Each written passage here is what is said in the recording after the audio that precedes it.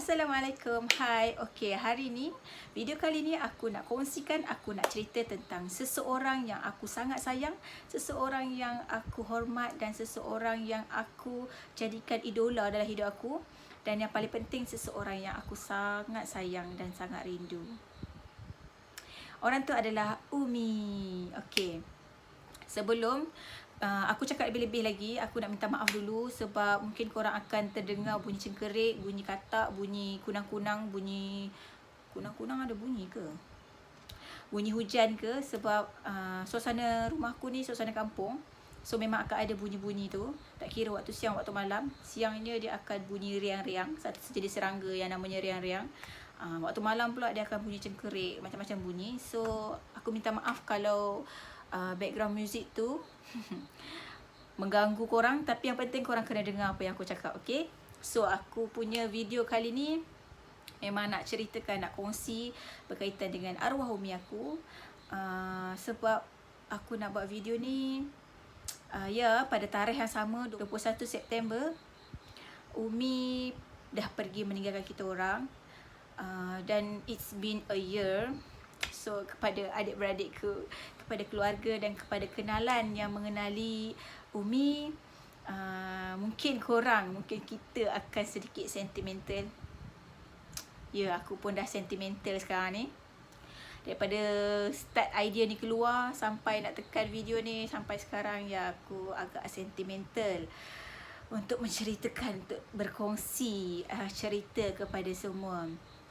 Dan semoga kita yang mana teringat, yang mana mungkin akan throwback kembali kenangan-kenangan dengan arwah, sedekahkan Al-Fatihah, doakan yang baik-baik. Semoga Umi berada dalam golongan hamba Allah yang soleh. Dan kita dan kami sebagai anak-anak Umi, kita adik-beradik sebagai anak Umi Abah menjadi saham terbesar untuk Umi Abah. Dan kita niatkan segala kebaikan yang kita buat ni untuk Umi dan Abah, supaya yelah kita kan nak jadi saham terbesar kan. Okey, aku nak buat video ni juga supaya aku yang 5 tahun 10 tahun akan datang tengok balik video ni dan cakap, wow Akila, this is you, amazing. Aku harap aku dapat tengok balik nanti 5 tahun lagi aku dapat tengok balik diri aku yang sekarang kan, macam ni. Okey, teruskan. Apa aku nak cerita Okey, aku cerita yang waktu saat-saat akhir Umi je lah. Umi ni menjalani dialisis. Umi menjalani rawatan dialisis. So dah beberapa tahun, dah sampai Umi pasang tapak dekat tangan. Orang dialisis ni dia ada 2 peringkat. Satu, first awal-awal dia akan pasang kat tengkuk. So bila lama-lama dia akan pasang dekat dekat tangan lah, tapak kan, dia orang akan pasang tapak dekat tangan. So Umi dah sampai tahap pasang tapak kat tangan. Umi pergi masa tu hari Khamis, Umi dah demam, Umi start demam. So hari Jumaat Umi dah pergi hospital dan dah buat rawatan. Doktor masukkan satu tube yang besar dekat dalam mulut dia dan Umi kena pingsankan. Umi mahu masukkan tube tu kan. So hari Jumaat malam ke petang ke malam macam tu lah, Umi dah dihantar. Masa mula-mula Umi pergi hospital Kuala Nerang je. So lepas petang ke malam tu Umi dihantar ke hospital besar kan. So masa tu Abah dah mesej dalam grup. Abah cakap doktor kata Umi dah 50-50. Kita orang masa tu, kita orang ramainya dekat Selangor. Jadi kita orang dah cakap, jomlah kita balik. Walaupun Abah kata doakan yang baik-baik, jangan risau apa-apa. So tapi kita orang dekat juga, kita orang nak balik. Malam Jumaat, malam Sabtu tu kita orang balik. Jadi aku sepanjang perjalanan tu aku tak boleh tidur. Aku tak boleh tidur, aku fikir macam-macam dan aku jadi co-pilot. Abah ipar aku drive lah kan. So kita orang yang kat Selangor ni semua balik. So masa sampai tu, kita orang sampai Sabtu pagi, dekat subuh jugalah. Sampai-sampai kita orang masuk ke kecemasan. So gila-gila lah tengok Umi, cakap dengan Umi. Lepas tu bila dah dalam pukul 9, pukul 10 macam tu, dia orang nak balik. Pukul 7 ke 8 kot, lebih kurang lah kan. Lepas subuh tu dia orang nak balik. So aku cakap tak apalah, biar aku yang jaga dengan seorang lagi adik aku yang nombor 5, lelaki, Iqbal. Dia teman aku lah dekat hospital kan. So dalam pukul 10 macam tu, pukul 9, 10 macam tu, doktor cakap Umi dah boleh transfer dalam ward. So aku seronok lah, kita seronok. Okay, Umi dah lepas zon kritikal, dah masuk ward. So aku message dalam grup cakap, korang, doktor dah cakap Umi dah boleh masuk ward. So kita orang seronok lah, Alhamdulillah apa semua. Bila dah naik kat ward, aku macam doktor datang check pesakit. Lepas tu dia tanya-tanya kita sejak bila dia rasa sakit, sejak bila dia demam, macam mana dia sebelum-sebelum ni. So aku jawab je lah, aku jawab soalan-soalan doktor tu. Then masa dia dah habis tanya soalan tu, dia pergi pegang, dia macam check mata. Masa dia check mata tu, dia macam dah lain tau. Lepas tu dia check nadi dekat sini. Lepas tu dia check kat tapak tangan. Lepas tu dia pegang kaki. Lepas tu tiba-tiba doktor tu dia terus pergi dekat nurse. Dia macam cakap kat nurse kan, ada bisik sesuatu. Lepas tu ramai nurse datang, tu nurse tarik tirai tu. Aku masa tu, aku ada kat situ. Aku rasa macam, okay, aku rasa macam nak nangis. Aku rasa masa tu aku dah cakap dengan adik aku, cakap, Ibal, Kak Kila rasa Umi macam dah tak ada. Lepas tu kata, jangan macam tu, positif. Dia cakap tu, jangan macam tu, positif. Tapi aku memang macam tak nampak positif tu dah. So masa tu dah ramai dah nurse datang. Dan ada doktor Cina ni kata, you dah boleh panggil keluarga you, tapi kami akan usaha. Kami dapati macam dia dah rasa, dia orang dah detect jantung tu tak function kan. So tapi dia orang nak cuba jugalah buat CPR apa semua dalam masa sejam. So aku pun WhatsApp lah, suruh bagi tahu apa semua, bla bla bla bla kat family. Sebab dia orang baru sampai rumah, baru nak, yelah dengan budak-budaknya lagi kan. So macam dia orang kata, kenapa? Doktor cakap apa? Doktor suruh datang je. Aku kata doktor suruh datang je. So datanglah, panggil lah semua. So dalam tengah hari tu memang dah confirm Umi dah tak ada. So segala urusan jenazah, tahlil apa semua, Alhamdulillah dimudahkan. Urusan pengebumian pun dimudahkan, Alhamdulillah. So kita doakan, kita sedekahkan Al-Fatihah, kita doakan yang baik-baik untuk arwah Umi. Dan kita niatkan segala kebaikan yang kita buat ni menjadi jariah untuk Umi dan Abah. Khas untuk adik-adik lah utamanya kan. So kenapa aku nak cerita benda ni, sebab aku sendiri tak percaya. Sebenarnya it's been a year. Korang tahu tak, yelah kita orang ni jenis yang memang dari dulu lagi sejenis yang bergayut dengan Umi tau. Setiap hari kita orang akan bergayut dengan Umi, ataupun kita orang akan message macam korang layan pasangan korang, couple. Kita orang dengan Umi macam tu. Kita orang akan call. Kalau Umi tak larat, sekejap je lah. Kalau Umi larat, memang berjam-jam. Tak apa-apa gosip yang kita orang cerita. Kadang-kadang berkaitan dengan sekolah Umi, kadang-kadang dengan anak murid Umi, kadang-kadang pasal kehidupan kita orang, kadang-kadang pasal cerita drama lah apa semua kan. Macam-macam yang kita orang akan cerita. Dalam sehari tu memang setiap hari akan ada je benda yang kita orang sembang. Macam couple kan. So bila dah setahun, kita orang sendiri aku sendiri macam tak percaya yang kita orang dapat melalui hari-hari tu. Walaupun ada hari yang kita orang rasa rindu sangat. Dan selama setahun, dan bila dah setahun ni, aroma Umi dah hilang. Umi punya barang-barang tu kira dah macam berhabuk lah. Maksudnya dah lama kan tak ada tuan dia. Dan bila kita orang kemas-kemas, still akan ada rasa sedih. Kejap aku rasa tak tahan.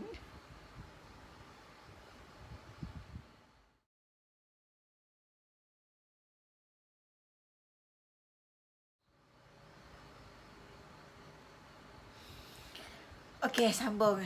Sorry tadi sedikit sentimental, walaupun ada sikit-sikit. Alah, apalah. Ya, aku memang akan sentimental kalau sentuh berkaitan dengan Umi. So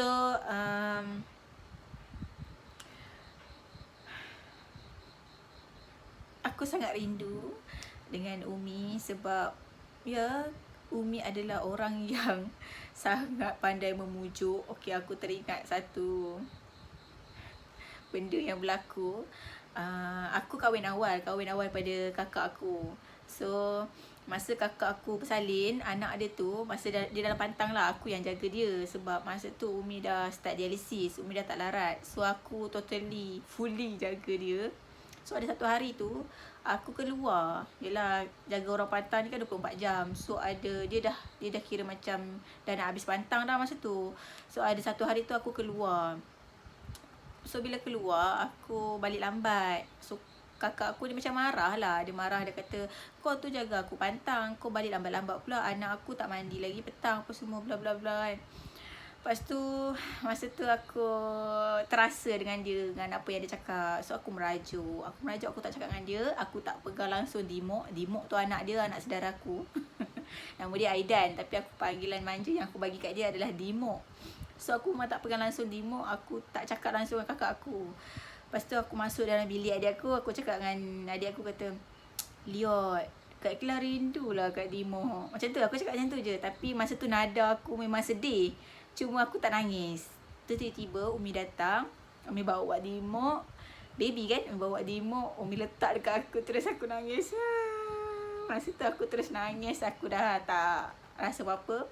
Lepas tu Umi pula cakap, Cik Kiki pergi mana?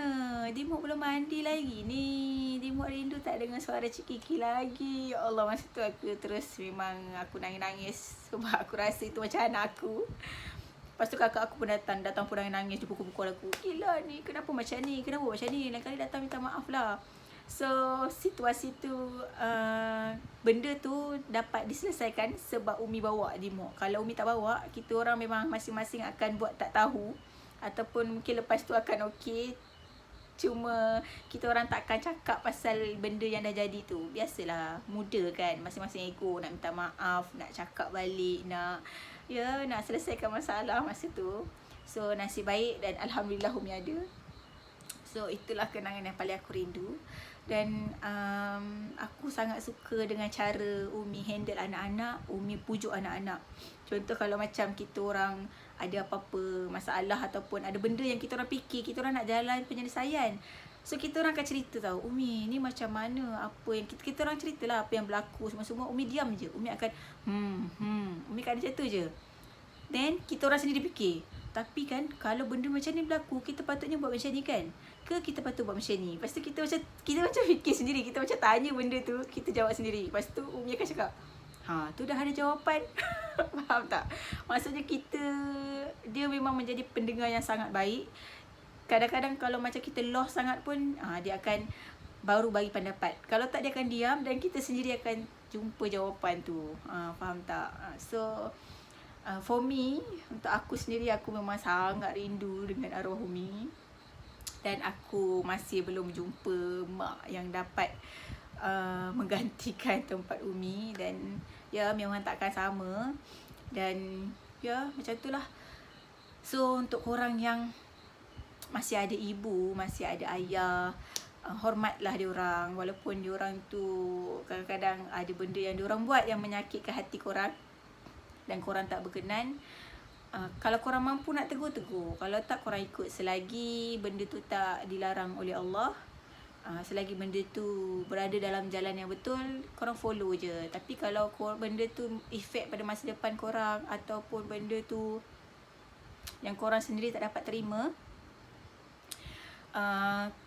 cakap baik-baik dengan ibu atau ayah. Cakap, bagi tahu sebab kita sendiri tahu ibu ayah kita macam mana. Ibu ayah kita pun nak yang terbaik untuk anak dia kan.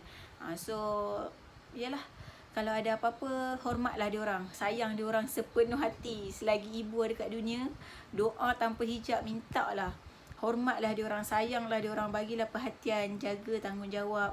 Lagi-lagi orang lelaki kan, jaga tanggungjawab dan berbaktilah, taburkanlah jasa tu kepada ibu ayah. Walaupun kadang-kadang ibu ayah ni dia tak cakap, dia nak okey kau baliklah setiap minggu. Dia orang nak kau ada masa, mungkin dia orang tiba-tiba dia orang call ke apa kan.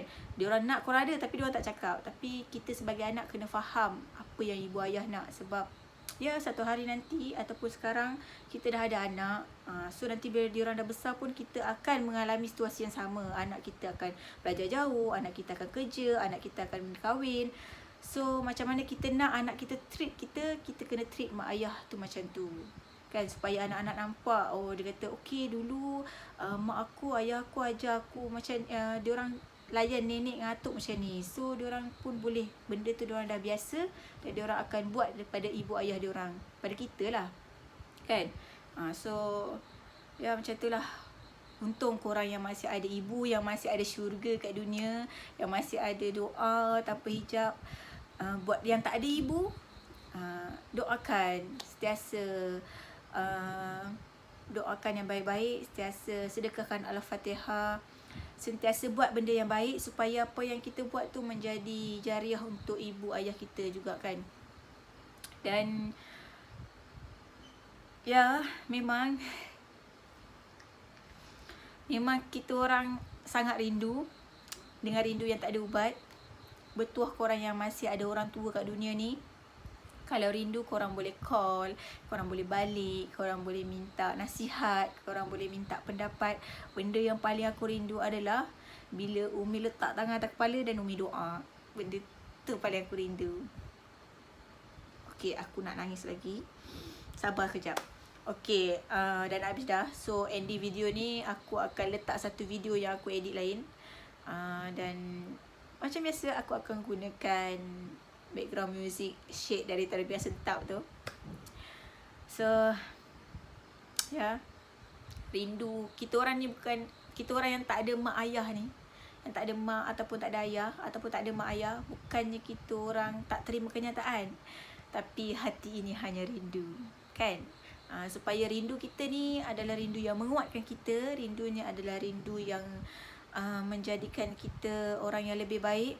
Rindu ni menjadikan kita orang yang lebih bersemangat, dan rindu ni menjadikan kita anak dan hamba yang soleh, insya-Allah. Okay, buat korang yang mengalami situasi yang sama macam aku, yang dah tak ada ibu ataupun dah tak ada ayah ataupun tak ada kedua-duanya, korang bolehlah komen ataupun bagi pendapat, ataupun korang boleh share macam mana korang handle, macam mana korang jalani kehidupan korang selepas ketiadaan diorang. Okay, so moga video ni menjadi satu titik tolak untuk aku sendiri, untuk teruskan lagi perjalanan hidup aku yang panjang, insyaAllah.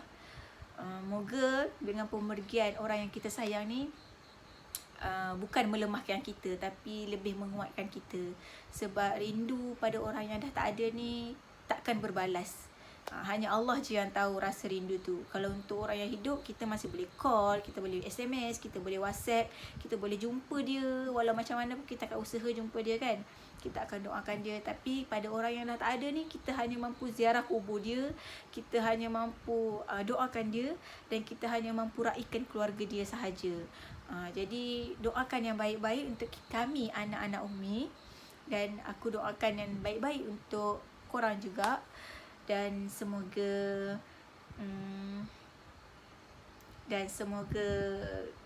kita adik-beradik, okay, ni khas untuk adik-beradik aku, semoga kita adik-beradik menjadi satu benteng yang sangat kuat. Kita menjadi satu, maksudnya kita sentiasa bersama-sama dalam mengharungi kehidupan ini, mengharungi samudra kehidupan. Okay, kita mengharungi kehidupan ni, dan kita takkan berpecah, sebab kita adalah kekuatan bagi Abah. Kalau kita rasa sedih, kita rasa rindu, Abah 2 kali 3 kali rasa kan. Pasangan yang sepanjang hidup dia, sepanjang perjalanan hidup dia, ada teman kat sisi kan. Memang takkan ada pengganti yang dapat menggantikan pasangan dia yang seorang ni. Walaupun mungkin kita ada pasangan yang lain, takkan ada pasangan yang boleh gantikan pasangan yang ni, takkan sama. Jadi kita doakan, sama-sama doakan untuk arwah Umi dan untuk Abah, supaya Abah kuat dan kita pun kuat. Okay, so tengoklah video sebelah. لحظة من وقتي معاك. Assalamualaikum. تحت قدميك لا تؤم القلوب إلا إليك خفق الروح لن يجزي عبيرا فحبي عطائك اللهم أعني على